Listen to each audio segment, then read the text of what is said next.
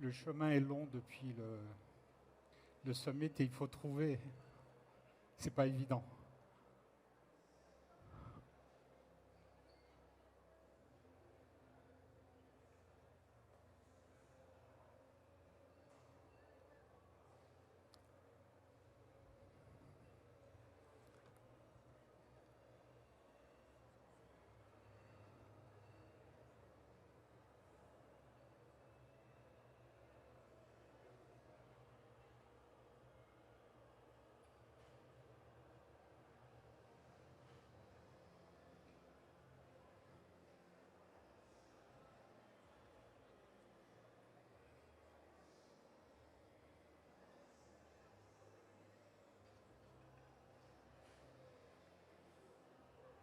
Bien, mon nom est Mohamed Mamdi, alias Mams pour les amis. Et je suis accompagné par Amin, qui est mon associé, un de mes deux associés, et qui est le père de la solution que vous allez pouvoir entrevoir, entre autres, au niveau du stand B21. Amin, d'ailleurs, va donner une présentation sur l'utilisation de l'intelligence artificielle pour faciliter notamment la production d'applications sur la plateforme Works, hein, que vous aurez la possibilité également donc, de tester sur notre stand au B21. Alors, on vient du Maroc, donc vous verrez, il y a beaucoup d'expériences dans ce que vous allez voir qui sont situées sur l'Afrique de l'Ouest, entre autres, l'Afrique du Nord, mais également la Suisse et la France. Alors, tout d'abord, un petit avertissement, quelque part, c'est notre ressenti qui va vous être restitué aujourd'hui. Il n'y a pas eu une analyse scientifique au propre sens du terme pour pouvoir ressortir avec justement des résultats relativement fiables ou autres. C'est véritablement notre ressenti, c'est assez qualitatif, mais je dirais que les marges d'erreur sont infimes et qu'il y a pratiquement une certitude, on est convaincu de tout ce qui sera affirmé tout à l'heure. Alors, qui sommes-nous Même si vous voyez Works Platform c'est un produit qui va bientôt donner naissance à une entité à part qui le prendra en charge. Donc, il y a un spin-off qui est en préparation. Et ce produit-là, nous l'avons construit au fil du temps, dans le cadre de notre métier, qui est celui d'une entreprise de services numériques qui fait des projets pour ses clients. Donc, on a été quelque part les premiers utilisateurs et les premiers clients de cette plateforme. Et on l'a enrichi au fil du temps. Donc, des spécialistes de l'ingénierie logicielle. À notre démarrage, on a énormément travaillé dans le cadre de la sous-traitance. Notamment, on a décroché un contrat sur plusieurs années avec le groupe Migros en Suisse, sur la partie suisse romande, pour faire une refonte de l'ensemble de leur système d'information, notamment en termes de gestion des achats, de livraison des magasins, de gestion du stock. Ça a été l'une de nos premières expériences, je dirais, colossales en termes de développement logiciel, et c'était en 2001. Nous avons également travaillé en 2007 pour le groupe Hermès pour la refonte de son système de commerce électronique, son portail de commerce électronique de l'époque. On a également eu une première expérience dans le monde du juridique en Suisse avec le canton de Vaud dans le cadre de la gestion des tutelles. Nous avons énormément travaillé également sur le Maroc, avec notamment le ministère des Finances. Certains se plaignent quelque part du travail qu'on a fait, notamment pour la Direction générale des impôts. On les a accompagnés pendant 10 ans pour mettre en œuvre une dématérialisation totale du paiement, donc des télédéclarations et du paiement des impôts. Ça s'est passé de 2009 jusqu'en 2018. Nous avons également réalisé l'équivalent de Chorus, donc le système d'information de gestion financière de l'État, sur une période pratiquement de 4 années. toujours pour le ministère des Finances au Maroc. Nous avons un grand nombre de références.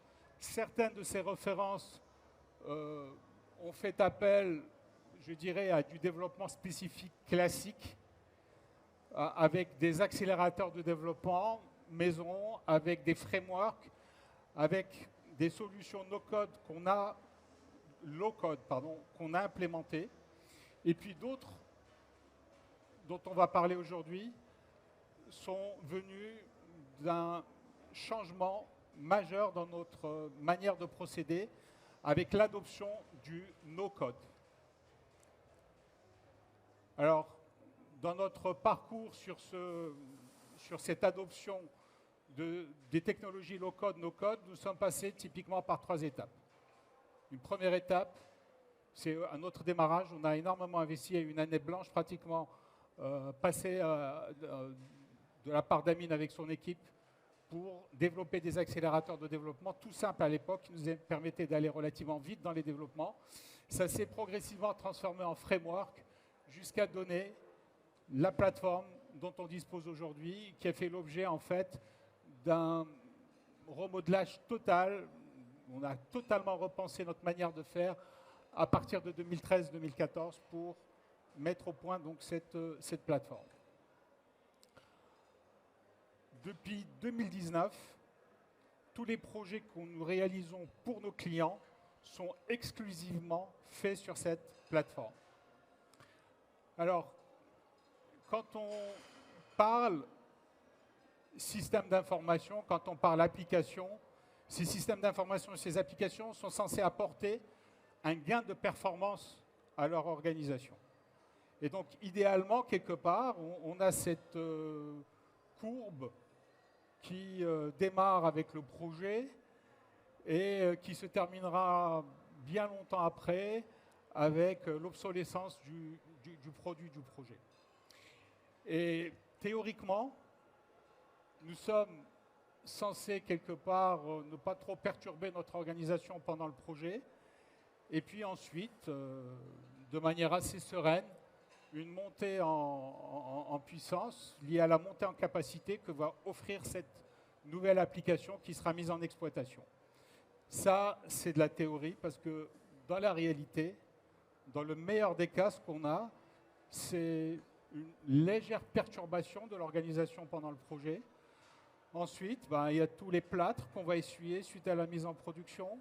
Il y a les problèmes liés à la conduite du changement, la non-adoption du résultat par ceux qui vont l'exploiter. Et au bout d'un moment, on va laborieusement reprendre du poil de la bête et gagner en performance. Ça, c'est dans le meilleur des cas. Le plus souvent, malheureusement, ce n'est pas aussi, je dirais, positif. Beaucoup de projets, je ne vais pas ressasser les statistiques du Standish Group ou autres, sont abandonnés en cours de route.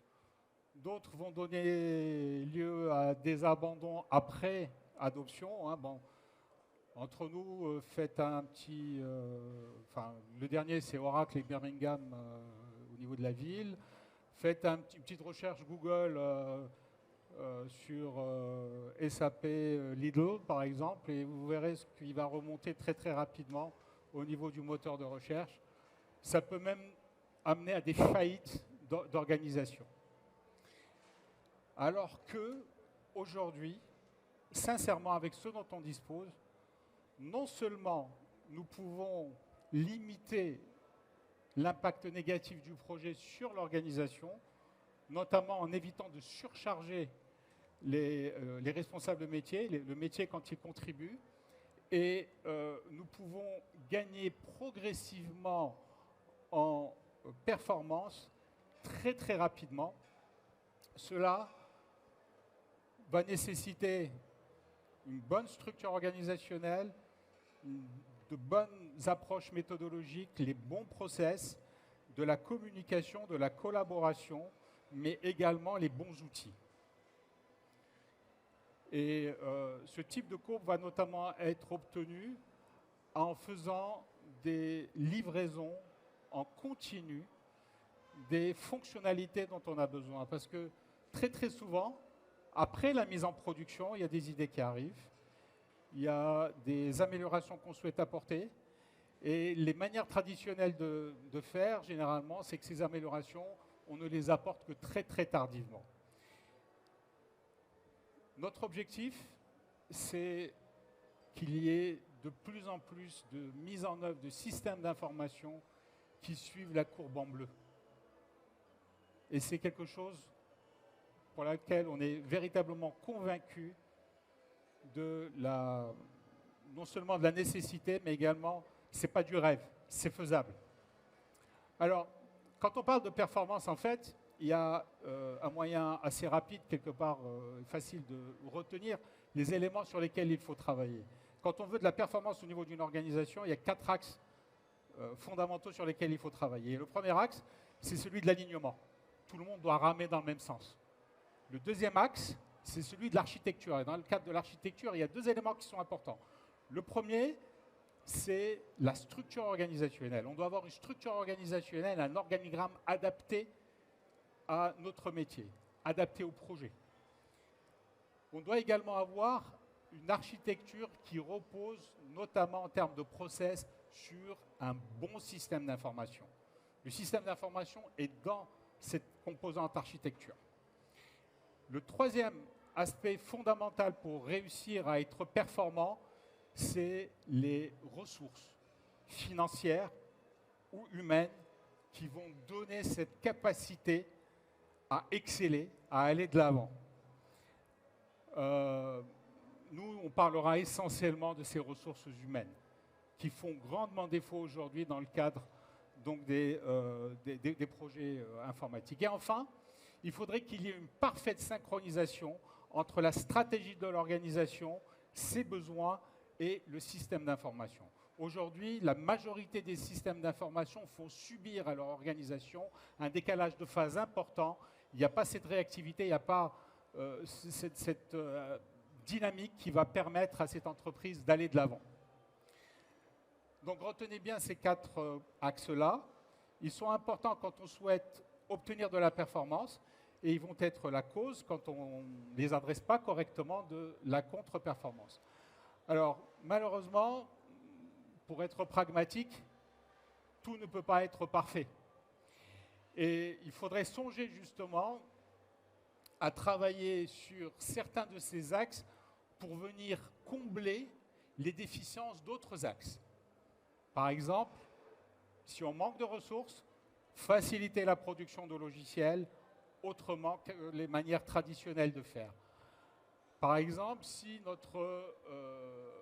on a des soucis, je dirais, en termes d'agilité organisationnelle, faire en sorte qu'on ait des structures qui soient organisationnelles, qui soient plus adaptées, et également des ressources qui soient des ressources qui peuvent travailler dans plusieurs domaines différents. Ma présentation va reposer sur 11 assertions. Ces 11 assertions, certaines d'entre elles, vous les avez déjà rencontrées dans vos lectures, dans vos échanges. Et on va examiner chacune de ces assertions du point de vue du no-code, notamment de notre plateforme no-code.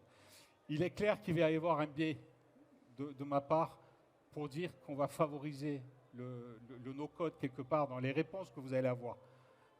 Mais c'est parce que nous en sommes convaincus. Première assertion, ce n'est pas fait pour les grandes applications. Ce n'est pas fait pour les systèmes d'information. Le no-code, c'est pour des petites apps que vous allez mettre en place pour recueillir des informations momentanément sur le web ou ce genre de choses. La réponse, c'est faux. La preuve, à travers les 5 projets dont je souhaite vous parler aujourd'hui. Le premier, nous l'avons réalisé pour l'autorité marocaine des marchés des capitaux. C'est le gendarme de la bourse au Maroc. Et c'est les premiers à nous avoir fait confiance pour la mise en œuvre de la plateforme Works. Ça a été notre premier client pour cette plateforme-là. Alors, c'est toute la place financière qui est gérée depuis donc l'application qu'on a créée ensemble avec l'autorité marocaine des marchés des capitaux. Le projet a été décomposé en 3 grandes phases. Durant la première phase, on a pris en charge à la fois les aspects analyse, les aspects donc recueil d'exigences et les aspects implémentation.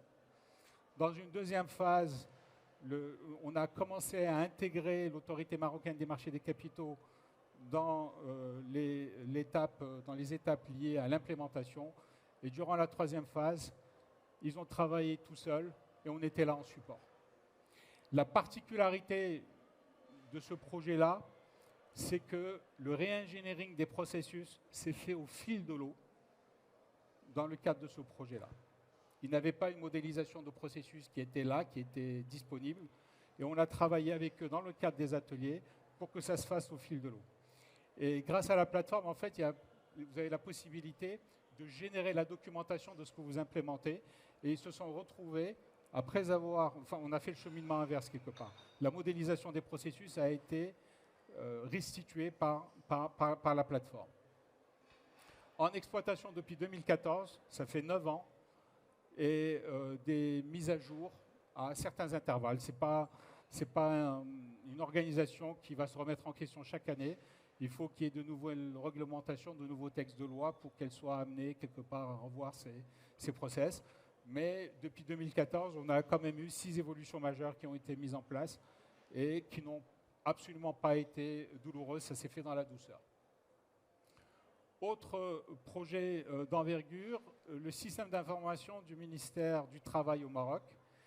Et là, c'est la totalité des processus métiers de l'établissement. C'est un projet qui s'est fait dans l'urgence parce qu'il y avait les élections des délégués du personnel qui étaient à 18 mois et ils avaient besoin très très rapidement d'un système d'information à même de prendre en charge cette composante, mais de prendre en charge également d'autres composantes. Et par conséquent, là, on a fait un certain nombre de mises en production partielles et le focus a été fait sur la partie organisation des élections. Ensuite, on a travaillé sur la partie inspection et ainsi de suite. Autre projet pour lequel nous sommes très très fiers, c'est Endat Samouil en Tunisie. C'est une institution de microfinance. Cette institution a acquis un global bancaire. Mais le global bancaire ne couvrait pas la totalité de ses besoins.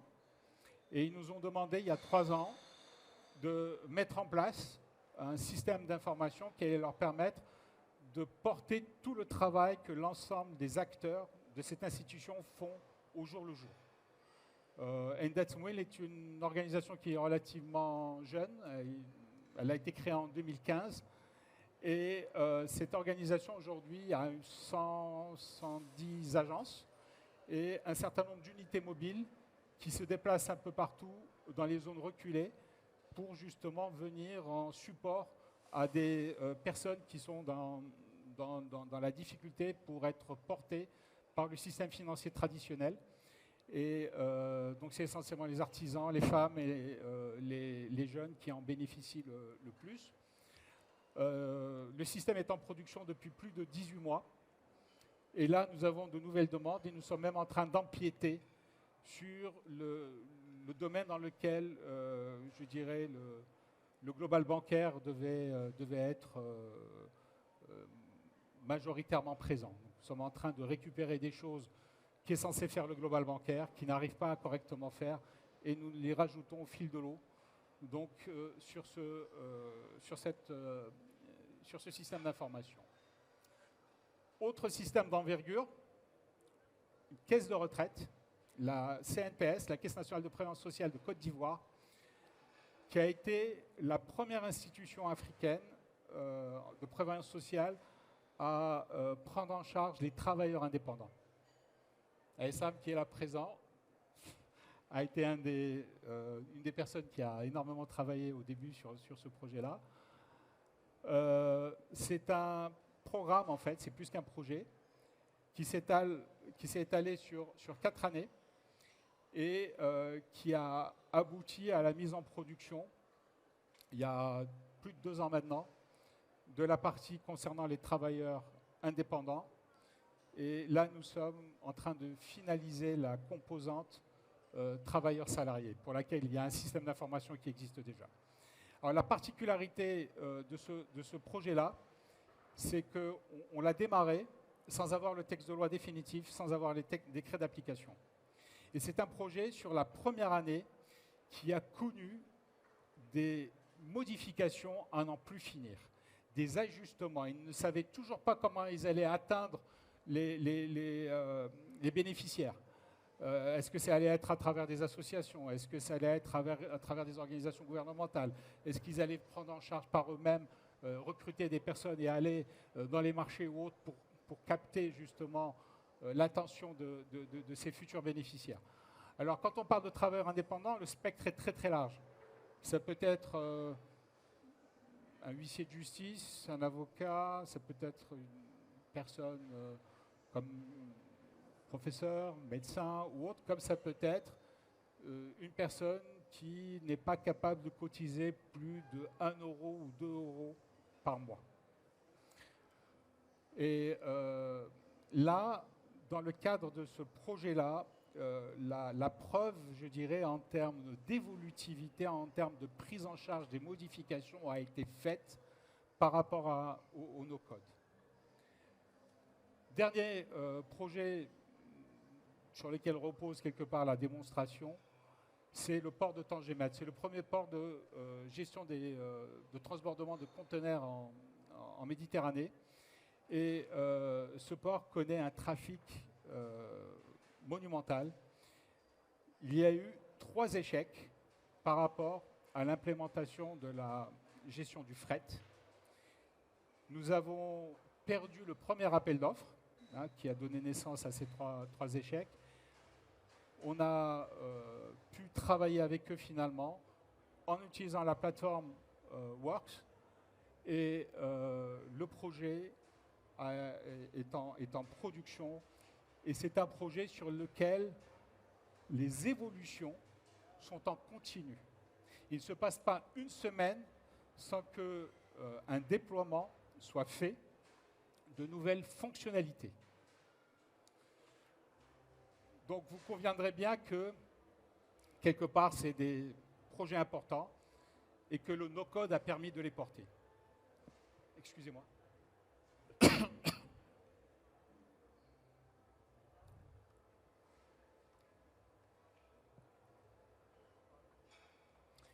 Aujourd'hui, le champ d'application est très très large. Tout process de gestion peut être pris en charge par des no-code, quelle que soit la complexité du processus. Sur l'autorité marocaine des marchés des capitaux, nous avons des processus avec plus de 150 étapes qui sont prises en charge. Et on gère la complexité également au sens interaction entre les processus. Parfois, dans certaines situations, il nous est interdit de déclencher un process si un autre process est en cours. Et toute cette interaction, toute cette orchestration est portée par la plateforme. Assertion numéro 1, la première c'était la 0. Le no-code permet de réduire les délais, vrai. Et la réduction globale, nous la situons entre 50% à 75% de réduction. C'est phénoménal. Et ce qui est intéressant, c'est que dans tout projet, il y a des dépassements généralement. Les dépassements sont réduits également. Avant, sur des développements logiciels, très très facilement, vous étiez au double ou triple en termes de dépassement, en termes de délai. Aujourd'hui, les dépassements restent, je dirais, raisonnables.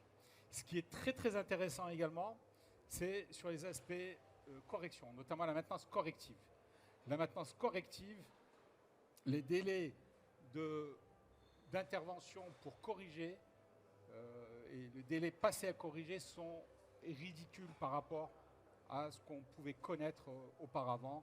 Ça pouvait être des jours, ça pouvait être des semaines, parfois pour corriger des bugs. Là, c'est extrêmement, extrêmement rapide.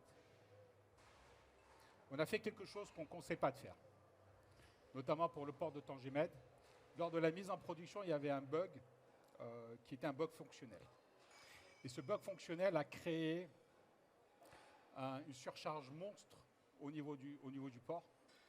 Nous sommes intervenus sur la prod pour modifier quelques paramètres et faire en sorte que ça reprenne comme ça aurait dû être mis en œuvre.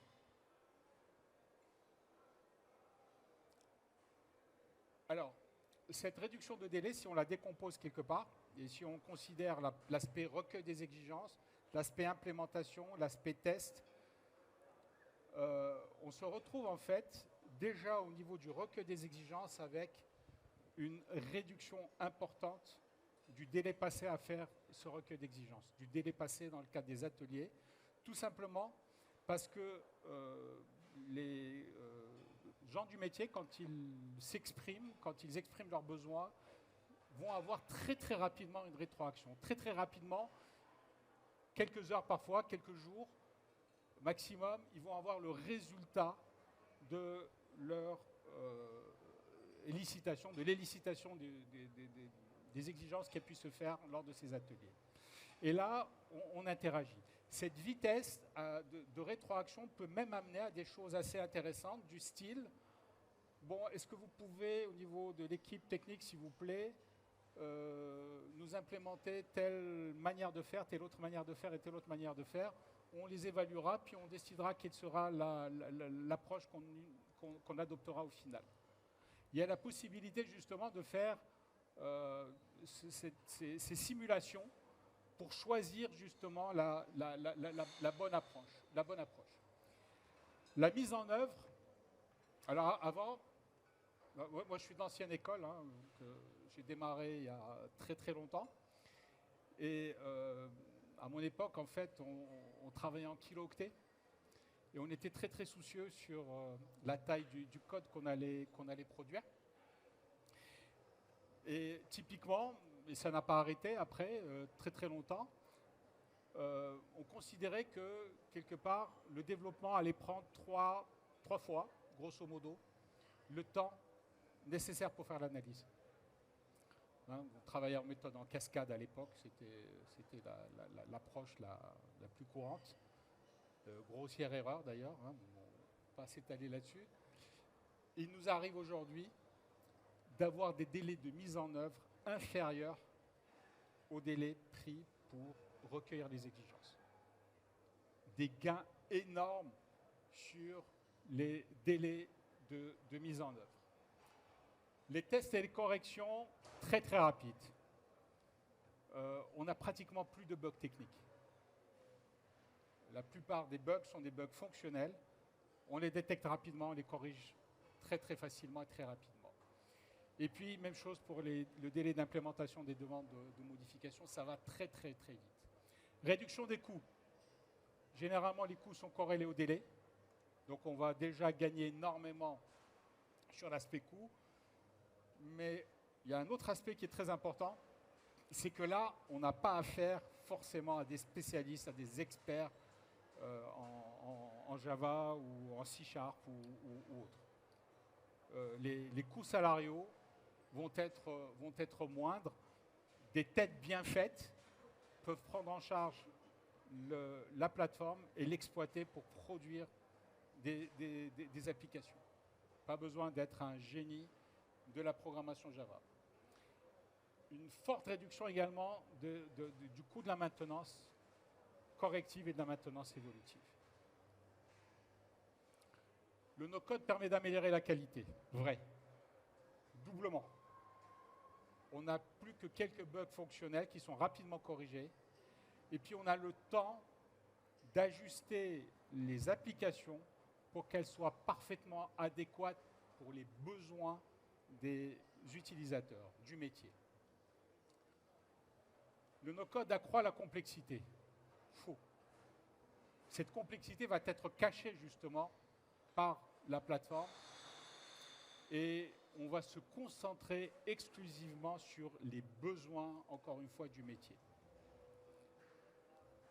La sécurité est souvent compromise dans le no-code. Faux.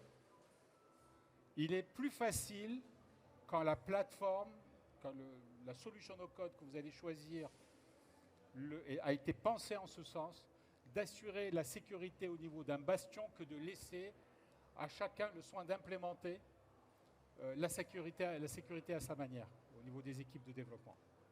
Et vous pouvez doter rapidement les personnes qui mettent en œuvre des applications d'un certain nombre d'outils pour tracer ce qui se passe, pour protéger un champ sur un écran, l'accès à une donnée et autres d'une manière extrêmement facilitée. Le no-code amène à de la dépendance par rapport à la plateforme choisie. C'est vrai. Mais est-ce que c'est véritablement un problème?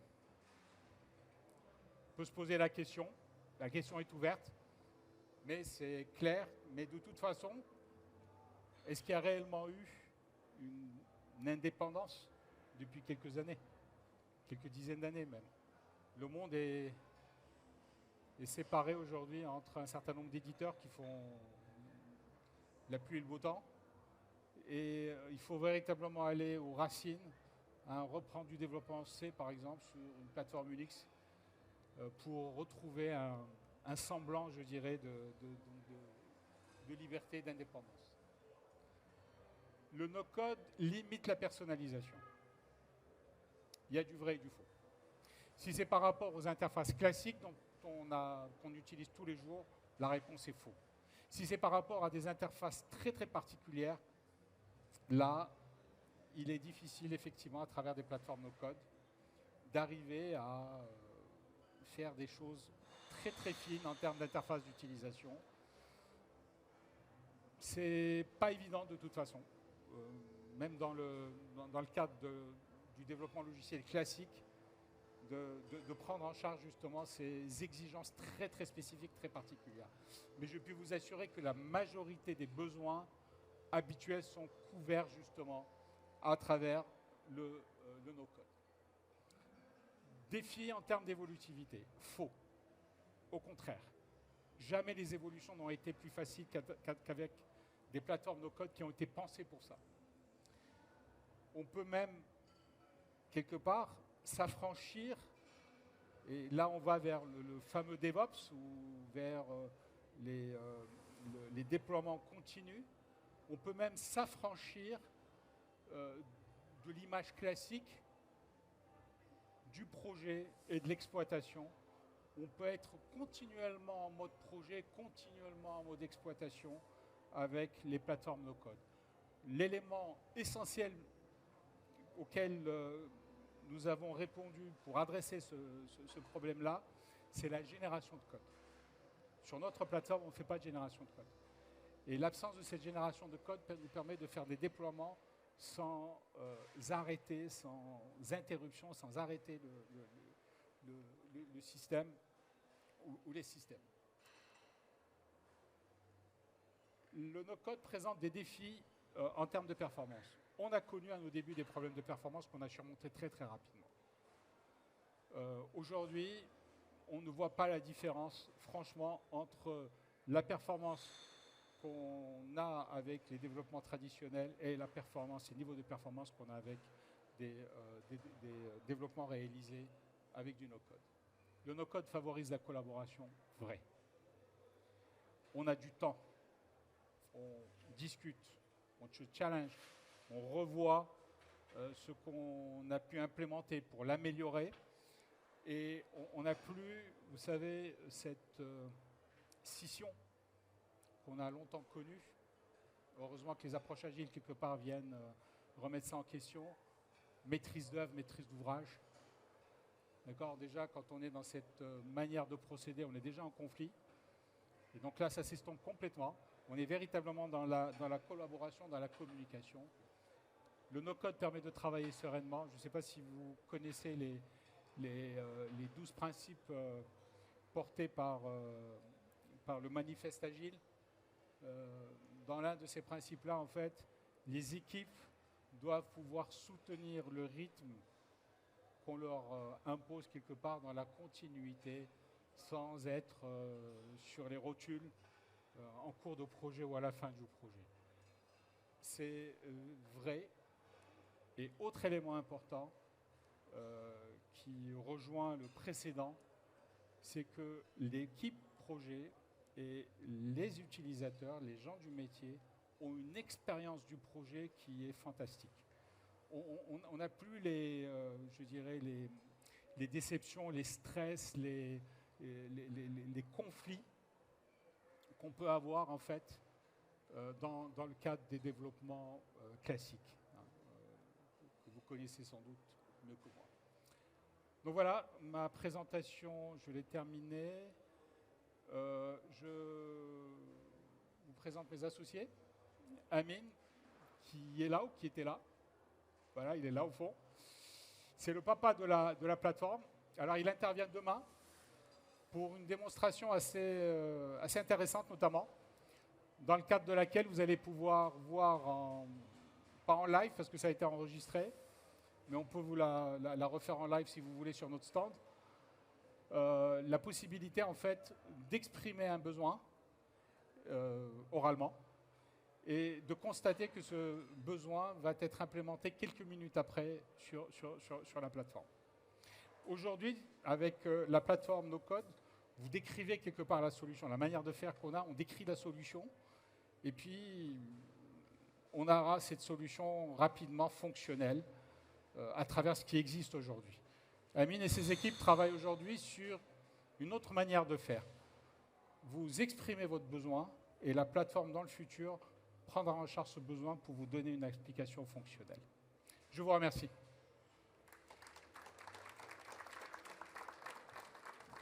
Questions ?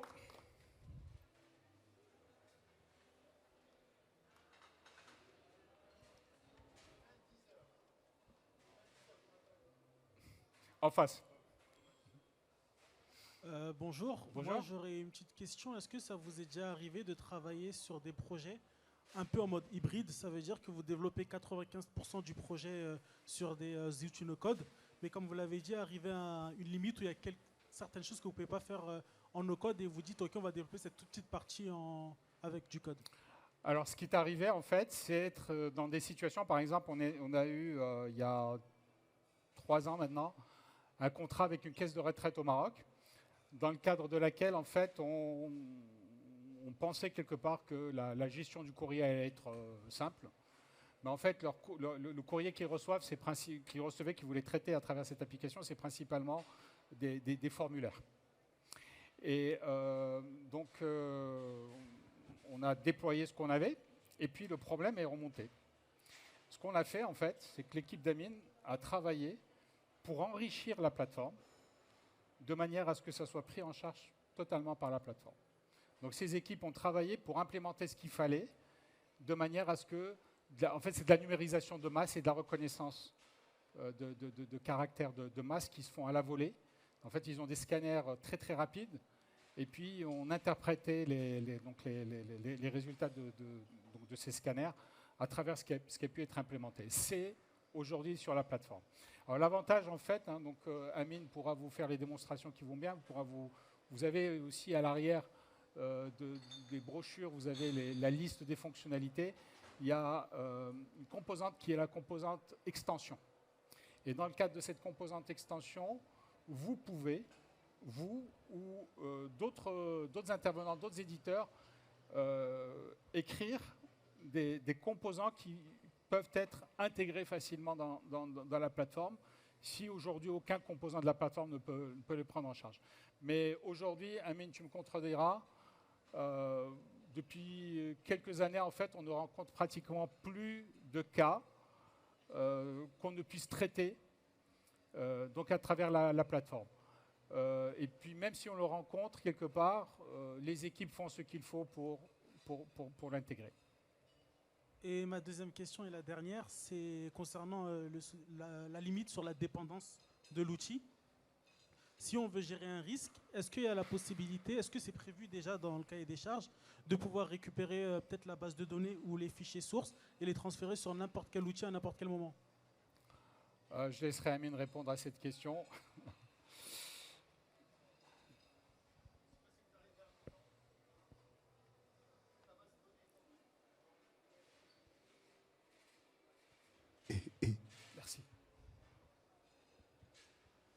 Donc Donc en fait, la base de données est open, donc vous pouvez faire dessus ce que vous voulez, vous pouvez récupérer vos données. Toutes les données sont lisibles, ce n'est pas des formats, on va dire, binaires ou autres qui ne sont pas exploitables. Et donc tout ce qui est livré est exploitable, il est à votre disposition. Au début, au milieu, à la fin, après, ce que vous voulez, quoi.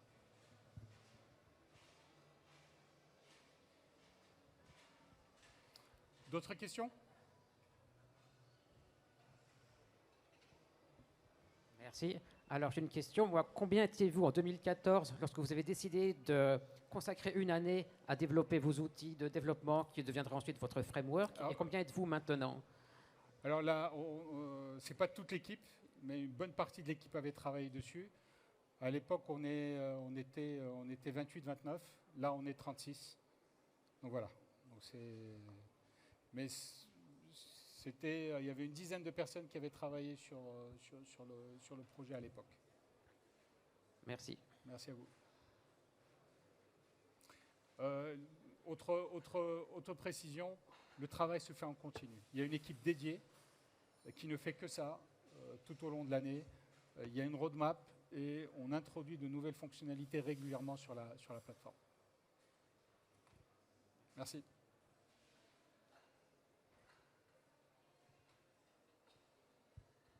D'autres questions? Vous aviez une question tout à l'heure?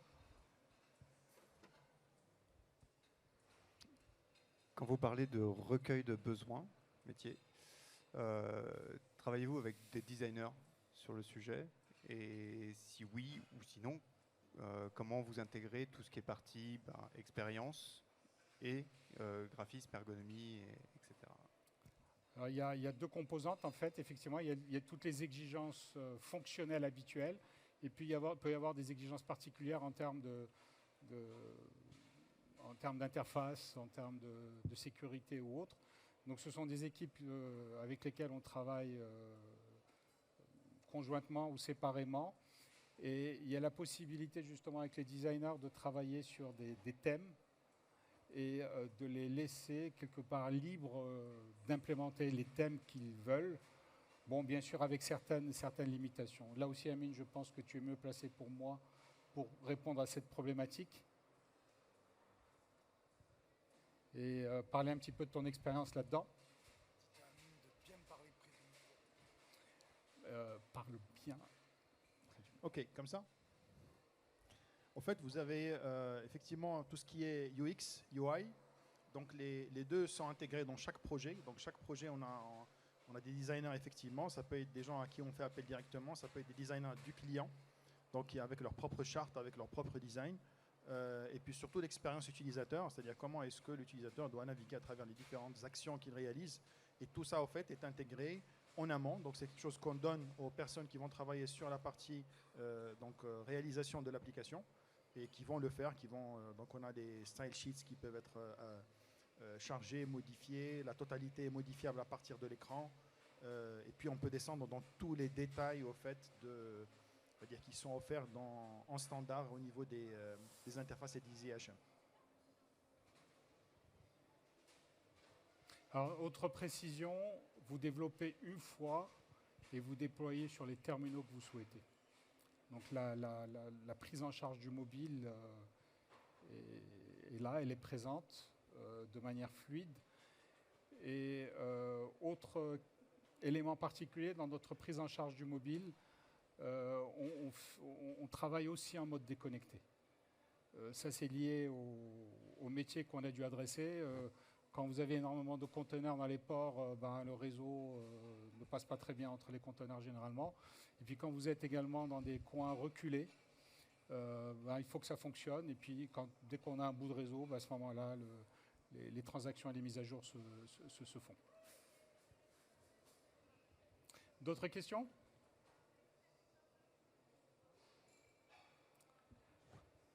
Je vous remercie. Merci à vous.